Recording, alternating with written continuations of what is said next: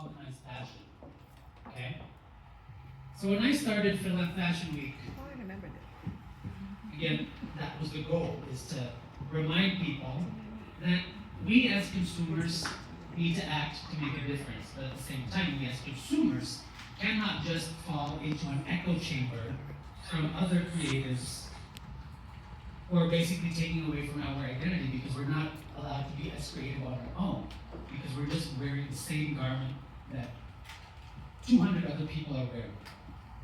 So how do we mitigate that? Let's talk a little bit about the world of fashion.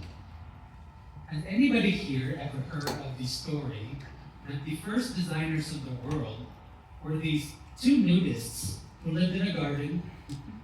They got kicked out because they ate from the wrong buffet. And now they started the need to be their own designers. Snap if that story seems familiar. The thing about fashion, right? Whether that story is true or not, but truly, clothing has come from the species before us, the Neanderthals, and it really does take two different elements. It's for form and for function. Fashion accommodates both of these in many different ways. And so, fashion is created to be practical. Fashion is created for us to be comfortable. Fashion is created for us to communicate meaning. For being practical, for example, shoes allow us to get to farther distances without being too tired right away. It allows us mobility, right? Comfort, jackets allow us to weather different types of natural elements. And of course, communication, whatever this is trying to say, is talking to you. Now, fashion also accommodates different types of messages. Authority, for example, somebody wearing a security vest, somebody wearing a suit, and that's where we need to question what should authority look like, right? Whose narrative do we listen to? Demonstrates direction, because again, fashion is a form of communication.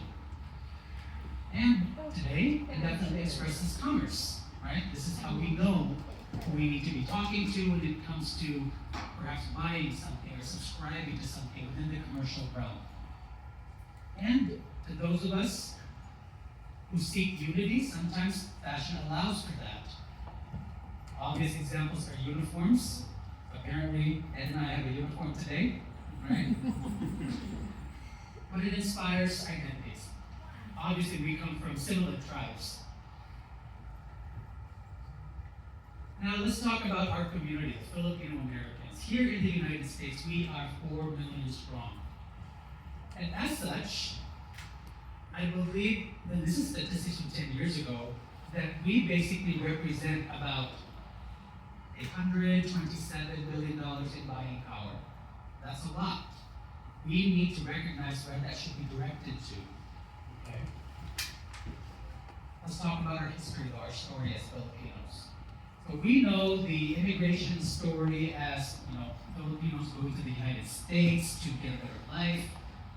Filipinos were brought over from 400 years ago.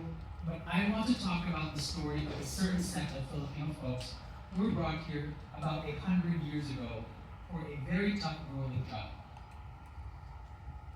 So, back in 1904, there was the St. Louis World's Fair in Missouri.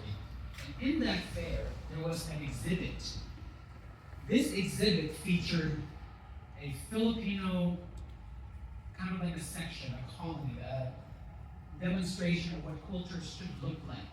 It was advertised so well because it was filled with so many people. I think over 100 people were brought over from different tribes, maybe more. But basically, the marketing was that it really is almost like the Philippines when you come to this exhibit.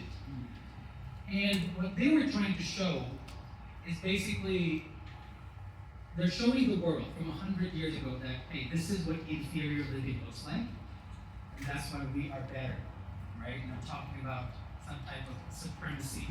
This should be familiar to some of you who study a little bit of history. And so these Filipinos were brought over against their will. Some of them, They were forced to wear clothing that wasn't even intended for their own climate. They were forced to perform their own rituals over and over and over. And it was basically demonstrated like a human zoo. And as such, of course, the treatment wasn't fair. Many of these Filipinos died. This photo right over here is actually very close to us over here. This is at the University of Washington. And so things like these happen all over the place. The sad part is when it comes to colonization, many people are then forced to change their mindsets on what is and what isn't supposed to be. For example, let's talk about censorship in the media, where a shirtless man is more than acceptable, but a shirtless woman with nipples out is quite controversial. Why is that? Behind my picture over here is an ignorant woman with everything out, because there's no reason for them to be hidden. Now, when we were colonized, okay, it was the friars who actually put together the concept of what we should be wearing. Pretty much, when we transitioned into a more Western silhouette with a baro and saya, the alampay was added because this was the time before brassieres came into existence. That was to cover women's bosoms so that they were not a distraction to the patriarchy. So historically, that's kind of where our shape language comes from, that we have finally now reclaimed. And so after the war, in many parts of the world, I'm talking about World War II, several cultures, several designers kind of came together and reclaimed what luxury looks like, reclaimed what rebuilding their world and their lives look like. And so did the Philippines. The butterfly sleeve had evolved from traditional peasant sleeves into these beautiful, intricate, artful, sturdy butterfly sleeves.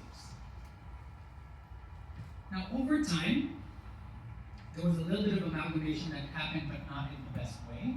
Meaning, as globalization took place, and as global powers from different parts of the world that are part of the dominant majority, perhaps economically or geopolitically, we started to become westernized, all the way to perhaps losing our very own identity.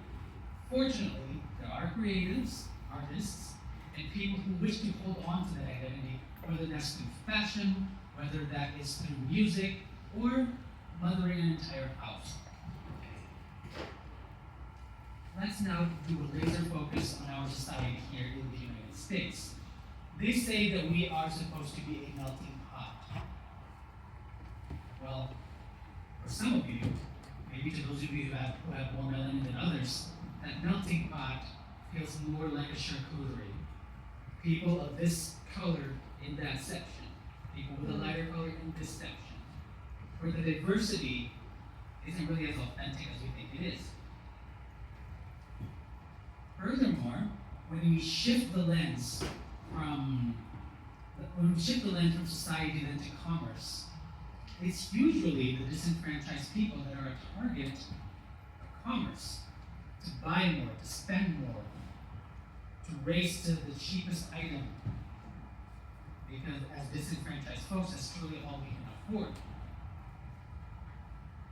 And as that intersects with fashion, it starts to create something insidious.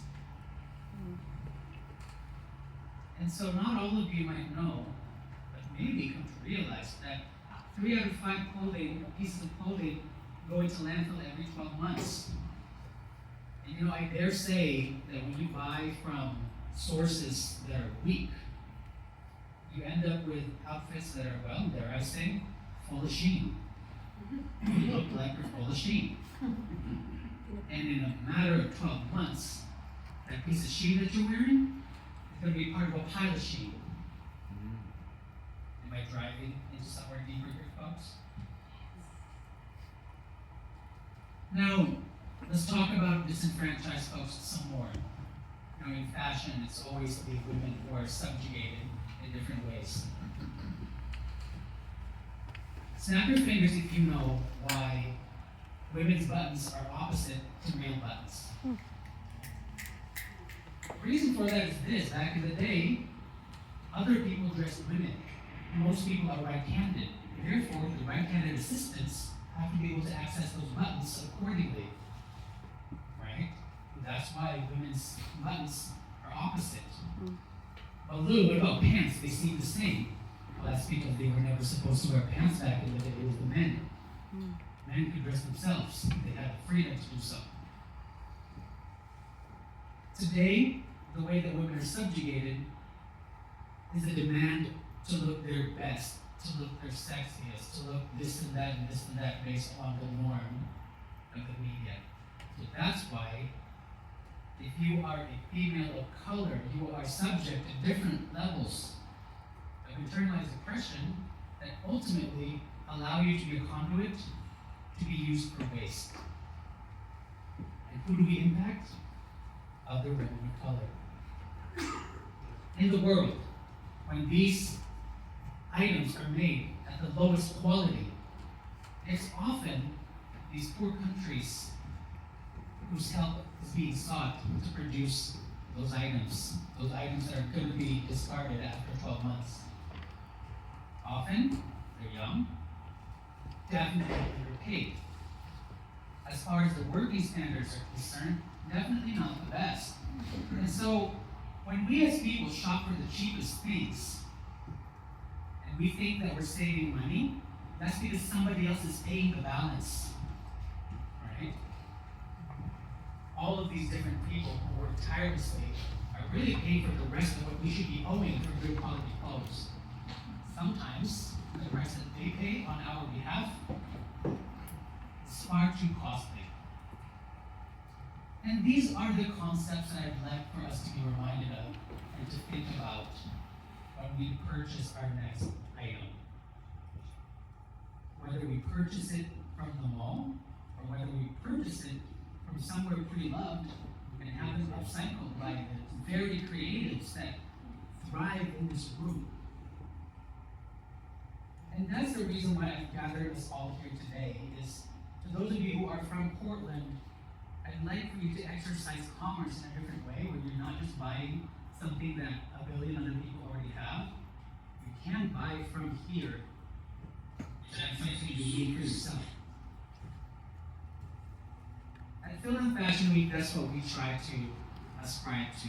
A world where artistry means sustainability, where artistry also means diversity and personal identity, cultural identity. We strive to work with designers who use dead stock that should have been discarded, but they are still brought to a second life. And these artists are amazing. They can come up with such amazing things. Those people need to be given a chance. And so, when you shop direct, when you shop local, when you work with actual designers, you are doing the opposite of what the whole world expects of you, which is fast fashion. We all are already woke enough to understand what fast food does to you. But what does fast fashion truly do for your wallet, if and when you're replacing something all the time, every year? Right? You're not necessarily buying for the look, you're just buying. You should be buying for the quality, but that's not happening. Let's change that mindset. Also, let's be creative enough to talk about what reduction looks like and find beauty in reduction. We, as people of fashion, truly, we're creatives. We know what looks good to us, we know what doesn't look good to us, and we know how to mix and match, and that is tested every time we travel, right?